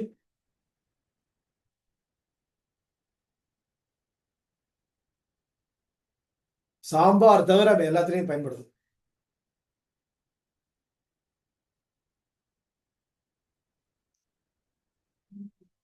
பருப்பு குழம்புல மட்டும்தான் இது போட்டா நல்லா இருக்காது. மற்ற எல்லா குழம்புக்குமே ஏற்ற ஒரு காய் இது. கறி குழம்பு, மீன் குழம்பு, மசாலா குழம்பு, காரக்குழம்பு, புளிக்குழம்பு, அவியல், பொரியல், வறுவல், கூட்டு, இப்படி பலவிதமான சமையல்களில் இது பயன்படுகிறது. இதை தாண்டி பச்சையாகவும் பயன்படுகிறது.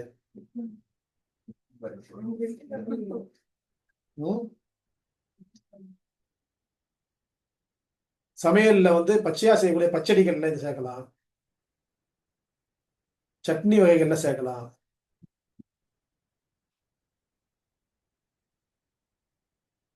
சும்மாவே வந்து தோசைக்கு தொட்டுக்கலாம், ஆப்பத்துக்கு தொட்டுக்கலாம். அப்புறம் வந்து பணியாரத்துக்கு தொட்டுக்கலாம்.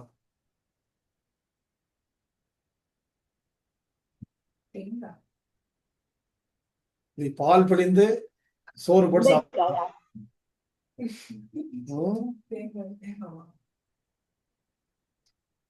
பாலாக, தேங்காய் துருவலாக, பச்சை தேங்காயாக, சட்னி வகையில் சேர்க்கக்கூடிய தேங்காயாக, இந்த தேங்காய் வந்து மனிதனின் கைப்படாத இடத்தில் உயர்ந்த இந்த தேங்காய், இதில் தேங்கி இருக்கும் தண்ணீர் மனிதனின் கைப்படாதது. இந்த தேங்காய் இப்படி ஒரு அற்புதமான ஜொலிக்குது. துருவி போட்டு பணியாரத்துக்கு சக்கரை போட்டு சாப்பிடலாம், பால் எடுத்து ஆப்பத்தை ஊற்றி சாப்பிடலாம், தோசை ஊற்றி சாப்பிடலாம். இல்லை வயிற்று பொருள் இருக்கிறவங்களுக்கு சாப்பாட்டில் போட்டு தேங்காய் பால் ஊற்றி சாப்பிடலாம். மட்டன் குழம்புல தேங்காய் பால் அரைச்சி ஊற்றலாம், தேங்காய் அரைச்சி ஊற்றலாம், தேங்காய் துருவி போடலாம். அதே மாதிரி கேரட் பொரியல் இருந்தாலும் துருவி போடலாம், எல்லா பொரியலுக்கும் துருவி போடலாம். இந்த மாதிரி இந்த தேங்காய் வந்து ஏன் நடுவில் தேங்காய் வார்த்தை யூஸ் பண்ணுறேன்னா, ஒருத்தர் போட்டாங்க, அதனால வந்து நான் சொல்லிட்டேன். நான் சொல்லிருக்க மாட்டேன் அவ்வளோ சீக்கிரம். என்ன ஒன்று அவங்க தேங்காய்னு போட்டதுனால இந்த கிளாஸ் செஷன் முடிக்க போகிறேன். இல்லைன்னா நான் இன்னொரு 10 நிமிஷம் அதை பற்றி டெவலப் பண்ணி கொண்டு போயிட்டு ஜவு பண்ண வைக்கிற மாதிரி விட்டு முடிக்கலாம்னு பார்த்தேன். போட்டதுனால நம்ம சரி அவுட் ஆயிடுச்சு, கொஸ்டின் அவுட் ஆயிடுச்சு, இன்னொரு வந்து இது தங்கக்கூடாது. வெங்காயம்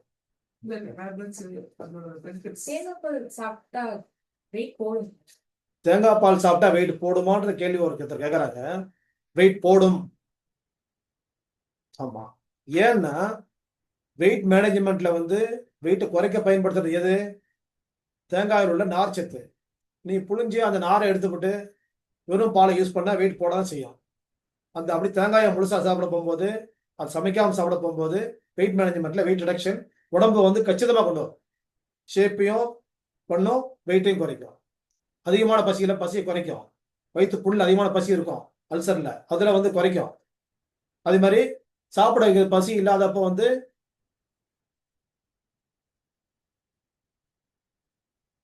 பசி இல்லாதப்ப பசி தூண்டும். இது லேசா பசி தூண்டிதான், இது ரொம்ப பசி தூண்டாது. தூக்கம் வரும்னு கேக்குறாங்க. தேங்காய் பால் தான் தூக்கம் வரும், தேங்காய் தூக்கம் வராது. தினந்தோறும் ஒரு 4 துண்டு தேங்காய், 4 பத்த தேங்காய், 4 சில்லு தேங்காய். வட தமிழ்நாட்டுல வந்து பத்தங்குவாங்க, தென் தமிழ்நாட்டுல சில்லும்பாங்க. பொதுவான தமிழ்ல வந்து துண்டு, தேங்காய் துண்டுகள் 4 துண்டு சாப்பிட்டுன்னு சொன்னா பல்லு ஈரலுக்கு பற்களுக்கும் ஆரோக்கியம், தலைமுடி வளரும், ஸ்கின் ட்ரைனஸ் போயிடும். இன்னைக்கு நமக்கெல்லாம் வந்து ஸ்கின் ட்ரைனஸ்ன்றது கட்டாயமா நமக்குள்ள வந்துட்டு ஒரு நோய். இது காரணம் ஏசி, ஏர் கண்டிஷன். அப்போ ஏர் கண்டிஷன்ல இருக்கிறவங்க வந்து முன்னாடியே ஒரு 4 தேங்காய் துண்டு சாப்பிட்டு ஏர் கண்டிஷன்ல உட்காரணும், இல்லைன்னா முடிச்சுட்டு போட்டு தேங்காய் சாப்பிட்டான்றது. பல்லு போறதுக்கு முன்னாடியே யோசிக்கணும். அப்புறமா தேங்காய் சாப்பிடுறது நினைக்கும் போகும்போது முடியாம இருக்கு. அற்புதமான ஆற்றல். ஹார்ட் ஹெல்த் மேனேஜ்மெண்ட்ல தேங்காய் அற்புதமா இடம் வகிக்குது. கொலஸ்ட்ரால் மேனேஜ்மெண்ட்லயும் அது மாதிரி இடம் வகிக்குது. டயபெட்டிக் மேனேஜ்மெண்ட்லயும் இடம் வகிக்குது. இதெல்லாம் பெரிய பெரிய விவாத பொருட்கள். நீங்க விஷயத்தை மட்டும் தெரிஞ்சுக்கங்க. விவாதத்திலாம் ஓட்டு போனா ரொம்ப நேரம் விவாதிக்கணும். எப்படி டயபெட்டிக் மேனேஜ்மெண்ட்ல இது ஹெல்ப் பண்ணுது, எப்படி கொலஸ்ட்ரால் மேனேஜ்மெண்ட்ல ஹெல்ப் பண்ணுது, எப்படி வந்து அப்படின்லாம் சிம்பிளா யோசிச்சோம்னு சொன்னா, அதுல இருக்கிற நார், தேங்காய் புழிஞ்சு தண்ணி எடுத்துட்டோம்னா அது சக்கை இருக்கு இல்லையா, அந்த சக்கை வந்து அற்புதமான நார்ச்சத்து. ஒரு இன்ஃபர்மேஷன் சொல்றேன். காஞ்சிபுரம் நகரத்துல நான் வந்து ஒரு கிளினிக் நடத்திட்டு இருந்தேன். வாரத்துல 3 நாள் போவேன். 3 நாள் அந்த ஹோட்டல்ல டிஃபன் வாங்கிட்டு சொல்லுவேன். ஏன்னா அவ்வளவு டேஸ்டா இருக்கும். காஞ்சிபுரம் நகரத்துக்கே அந்த அந்த இந்த காஞ்சிபுரம் நகரத்துல காரவங்க யாராவது பார்த்தாங்கன்னா அவங்களுக்கு தெரியும். ஸ்ரீதர் கேஃப் அப்படின்ற ஒரு ஹோட்டல். அப்போ ஒருத்தர் ரஜாக் பாய் வந்து எனக்கு பழக்கமாக சொன்னாரு, அண்ணா என்னன்னு பாய், என்னோட பெரியவர் வர என்ன என்னை பார்த்து அண்ணன்றீங்கன்னு சொன்னாக்க, படிப்புக்கு முக்கியம் என்ன அப்படின்னு. சரி என்னண்ணா டேஸ்ட்லாம் அந்த மாதிரி டேஸ்ட் எங்கேயும் வராதுண்ணா அப்படின்னாரு. சீதர் கேட்பாங்க வாங்கி தரேன் இட்லின்னு சொன்னாரு. ஒரு நாள் வாங்கி கொடுத்தாரு. அதுல இருந்து யார் வந்தாலும் சரி சீதர் கேட்பாங்க போய் இட்லியும் சட்னி வாங்கி தருங்க. எவ்வளவு சட்னி வேணாலும் கொடுப்பாங்க. அவன் சொன்னாரு, இந்த சட்னி எதில் செய்யலாம் தெரியுமா? தேங்காய் சட்னி தானே. தேங்காய் சட்னி இல்லை, தேங்காய் புண்ணாக்கு சட்னி அப்படின்னாரு. தேங்காய் புண்ணாக்குன்னு என்னது? தேங்காய் பால் எடுத்துட்டதுக்கு அப்புறமா வரக்கூடிய சக்கை அப்படின்னு சொன்னாரு. டேஸ்டா தான் இருக்குது அப்படின்னு சொன்னேன். அப்புறமா அப்ப எனக்கு யோசிக்கல. அப்புறம் கொஞ்ச நாள் கழிச்சு சொன்னவர்கிட்ட, இதுதான் உடம்பு வரணும் கட்ட ஆரோக்கியம் ஜாஸ்தி இதுல. அந்த பால் எடுத்ததுக்கு அப்புறமா வந்து கொழுப்பு சத்துல குறைவா இருக்குது. கொழுப்பு வேணான்றவங்களுக்கு தேங்காய் சக்கை, கொழுப்பு வேணுன்றவங்களுக்கு தேங்காய் பால். ஆனா கொழுப்பு வந்து கெடுதல் பண்ணாம இருக்கணும்னு சொன்னா தேங்காய் இப்படி சாப்பிடணும் அப்படின்னு சொல்லிட்டு பல பேருக்கு சொல்ல ஆரம்பிச்சோம். அப்போ கொலஸ்ட்ரால் மேனேஜ்மெண்ட்ல வந்து உடம்பு ஸ்லிம் பண்றதுக்கு, வெயிட் குறைக்கிறதுக்குலாம் வந்து சக்கை தான் முக்கியம். சக்கையை எடுத்துக்கிட்ட பாலை குடிக்கிறதுல அர்த்தம் கிடையாது. சக்கையோடு சேர்த்துதான். இன்னைக்கு காலை ஒருத்தர் சொன்னேன், தேங்காய் பால் சாப்பிட்றேன்னு சொன்னாரு. தேங்காய் பால் சாப்பிடாதீங்க, உங்களுக்கு வந்து அது ஒத்துக்காதுன்னு சொன்னேன். ஏன்னு கேட்டாங்க அவங்க. சக்கையை எடுத்துட்டு தேங்காய் பால் சாப்பிட்றதுல வந்து அது என்ன இருக்குது, அந்த ஃபைபர் கண்டென்ட்ஸ்லாம் எடுத்துறீங்க நீங்க. அப்போ பால் திக்னஸ்ல வந்து உங்களுக்கு மந்தப்படுத்துமா இல்லையா அப்படின்னு சொல்ல போகும்போது அவங்க சொன்னாங்க, நாங்க தேங்காய் பால் புழிஞ்சு வடிகட்டுறது கிடையாதுங்க, அது அப்படியே சாதத்தில் போட்டு திப்பி திப்பியா தான் இருக்கும், அப்படிதான் சாப்பிடுவோம்னு சொன்னாங்க அவங்க. எப்படி அது என்ன சக்கரை போட்டு சாப்பிடுவீங்களான்னு கேட்டேன். சக்கரைலாம் போட மாட்டோம். ஏன் சக்கரை போடுறான்? இதுக்கு ஏற்கனவே இருக்கிற சக்கரை பத்தாது எங்களுக்கு அப்படின்னு சொன்னாங்க. என்ன பண்ணுவோம், கொஞ்சம் உப்பு போட்டுக்குவோம். ஏன்னா சக்கையா இருக்கும்போது தொண்டை அடைக்கும், உப்பு போடும்போது அடைக்காது சாப்பிடுவோம். புது இன்ஃபர்மேஷன், இன்னைக்கு கிடைச்ச இன்ஃபர்மேஷன் இது. இன்னைக்கு கிடைச்சது. நான் இது வரைக்கும் இந்த விஷயத்தை நான் கேட்டதே கிடையாது. சொன்னவங்க வந்து பூர்வீகம் ராஜஸ்தான், அவங்க இப்ப காஞ்சிபுரத்தை இருக்கிறாங்க பேஷண்ட். அவங்க ஜெயின்ஸ், அவங்க சொல்லி கொடுத்த விஷயம். இவங்க ஜுரத்துக்கு இவங்க சொந்தக்காரங்க ஒருத்தர் ஜுரத்துக்கு ஒன்று சொன்னாங்க, வந்திருந்தவங்களுடைய சொந்தக்காரங்க 20 வருஷத்துக்கு முன்னாடி. ஜுரத்துக்கு ராஜஸ்தான்ல எதாவது செய்வோம்னு சொன்னாங்க ஒரு பழத்தை பத்தி. அந்த பழத்தை சீக்கிரட்டா வச்சிருக்கிறாங்க, அப்புறமா சொல்றாங்க. அதே மாதிரி இன்னைக்கு அவங்க தேங்காய் பாலை எப்படி அவங்க பயன்படுத்துறாங்கிற விஷயத்தை கேட்க போகும்போது எனக்கு அப்படியே இடிச்சுது, ரொம்ப பிடிச்சது, ரொம்ப எனக்கு ரசிச்சது. உங்களுக்கும் நான் பிடிக்கும்னு நினைக்கிறேன். அப்படிப்பட்ட இன்ஃபர்மேஷன். தேங்காய் பாலை புளியாம அவங்க சாப்பிட்டாங்க. கொஞ்சம் சக்கசக்கையா தான் அவங்க தம்பி பையன் வந்து என்ன அப்படின்னு கேட்டாங்க. டேய் இது சாப்பிட்டா தானே நல்லா இருக்குன்னு சொல்லிட்டு அவங்க இன்னொரு பையன் சொல்றாங்க. ஏன்னு சொன்னா இதுல தான் சத்து இருக்குது. இந்த டாக்டர் அவங்க சொல்லல. அவங்க பழக்கவழக்கத்துல ஒண்ணுது. அது தொண்டை அடைக்காம இருக்கிறதுக்காக எனக்கு கொஞ்சம் சாப்பிட்டு கொஞ்சம் போட்டுக்கிறோம்னு சொன்னாங்க. எவ்வளவு பொருத்தமான விஷயம். தேங்காயில இருக்கக்கூடிய கசப்பு தன்மையை அது வந்து முறிக்கிறதுக்கு அந்த உப்பு பயன்படுது. அப்ப தேங்காயில சக்கையை எடுத்துட்டோம்னு சொன்னா அந்த பால்ல இருக்கக்கூடிய கொழுப்பு வந்து உடம்புக்கு எடுக்காம இருக்கிறதுக்கு சக்கையோடு சேர்த்தே சாப்பிடுறோம், அரைச்சிட்டு சாப்பிடுறாங்க. புது இன்ஃபர்மேஷன் இது. எனக்கு புது இன்ஃபர்மேஷன். எங்களுக்கெல்லாம் தெரியும் நீங்க சொல்லலாம். தெரிஞ்சவர்கள் தெரியாதவங்களுக்கு சொல்லி தரலாம். அதே மாதிரி இந்த மாதிரி நீங்களும் சொல்லிக் கொடுங்க, தெரிஞ்சுக்கிறோம். இது மாதிரி புது இன்ஃபர்மேஷன் தான் என்கிட்ட ஷேர் பண்ணுங்க. நான் எனக்கு தெரிஞ்ச மாதிரி சொல்லிக்கிறேன் நான். அப்ப தேங்காய் எப்படியெல்லாம் பயன்படுத்தணுமோ அப்படியெல்லாம் பயன்படுத்தணும். ஃப்ரிட்ஜில் வச்சு பயன்படுத்தினா அதனுடைய பயன்கள் குறைவு. வேக வச்சு பயன்படுத்தினா பயன்கள் குறைவு. ஃப்ரிட்ஜில் வச்சு பயன்படுத்தினா பயன்கள் வந்து ரொம்ப ரொம்ப குறைவு. பச்சையாக பயன்படுத்துகின்ற பொழுது முழு ஆற்றலோட இருக்குது. நாம வந்து புழிஞ்சு சக்கையை எடுத்துட்டோம்னு சொன்னா அது இருக்கிற ஆரோக்கியத்தை எடுத்துட்டோம். அது டேஸ்ட் மட்டும் தான் நம்ம யூஸ் பண்றோம்னு நீங்க புரியணும். இப்படிப்பட்ட அற்புதமான தேங்காய், நம்முடைய வாழ்வியலோடு இணைந்த தேங்காய். கேரளாக்காரவங்களுக்கும் நமக்கும் ஒரு வித்தியாசம் பாருங்க. அவங்க எப்படி நல்ல விஷயமா ஜொலிக்கிறாங்க அவங்க. காரணம் அந்த மண்ணின் வளம் மட்டுமல்ல, அவங்க பயன்படுத்தக்கூடிய உணவுப் பொருட்கள் பகுதி எல்லாத்துலயுமே வந்து தேங்காயினுடைய பங்களிப்பு. அதே மாதிரி இளநீர் உடம்புல வந்து ஃபுட் பாய்சன் ஆயிடுச்சு. இளநீர் 3 நாளைக்கு உணவு மட்டும் அரிப்பு ஒரே பிச்சு எடுக்குது. 3 நாளைக்கு இளநீர் மட்டுமே கொடுத்தோம்னு சொன்னா கம்ப்ளீட்டா அந்த பாய்சன் ரிமூவ் ஆகும். அந்த ஆன்டி அலர்ஜிக் ப்ராப்பர்ட்டி அந்த இளநீர்ல அதிகமா இருக்குது.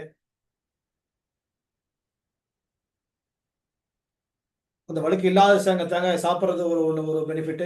வழுக்கு உள்ள தேங்காய் சாப்பிட்றது பெனிஃபிட். அவங்க லேசான இலவன தேங்காய் சாப்பிட்றது, இளம் தேங்காயை சாப்பிட்றது ஒரு பெனிஃபிட். முத்தின தேங்காய் சாப்பிட்றது பெனிஃபிட். தேங்காய் பூ சாப்பிட்றது குழந்தையின்மைக்கு ரொம்ப அற்புதமான உணவுப் பொருள்.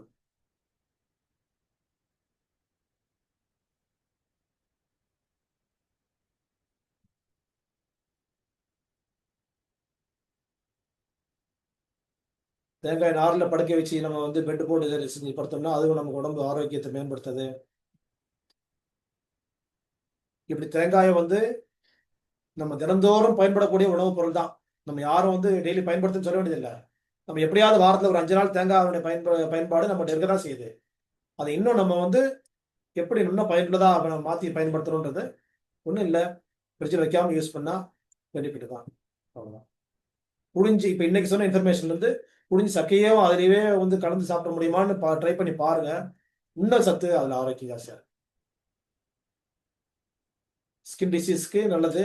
தோல் வறட்சியை வந்து போக்குறதுக்கு தேங்காய் ரொம்ப அற்புதமான ஒரு பங்களிப்பு.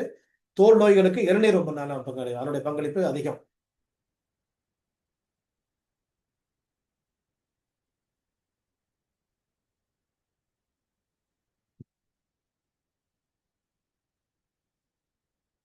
இந்த மாதிரி தேங்காயை பயன்படுத்துவது வந்து நம்ம வந்து நம்ம எப்பவுமே அது நம்முடைய பங்களிப்பு நம்ம வீடுகளில் அதிகம்தான்.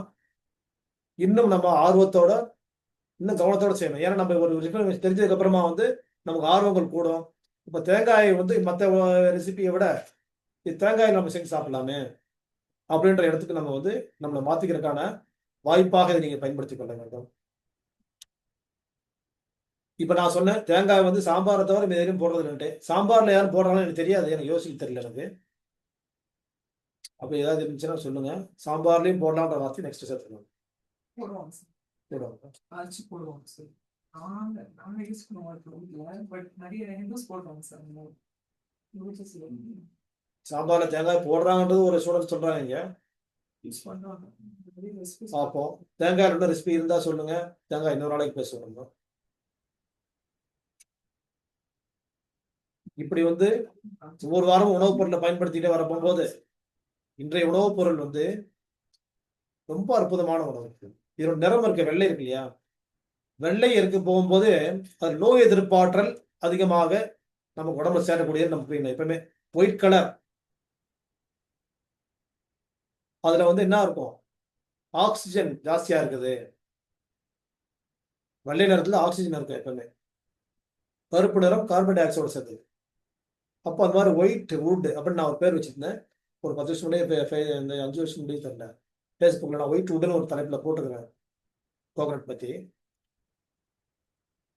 ஒயிட் வுட் என்னன்னு கேட்டாங்க ஒருத்தர், கோகனட்னு சொன்னேன். படிச்சு பாருங்க, இந்த ஒயிட் வுட் போட்டீங்க அதான் எப்படின்னு தோணிச்சு போட்டேன் அப்படின்னு. அப்படிப்பட்ட வுட்டுனா மரம் சார்ந்தது. இப்போ வெள்ளை வுட்டு இதில் ஆக்சிஜன் நிறைஞ்சிருக்குது, சாப்பிடுங்கன்றது தான் அர்த்தம்.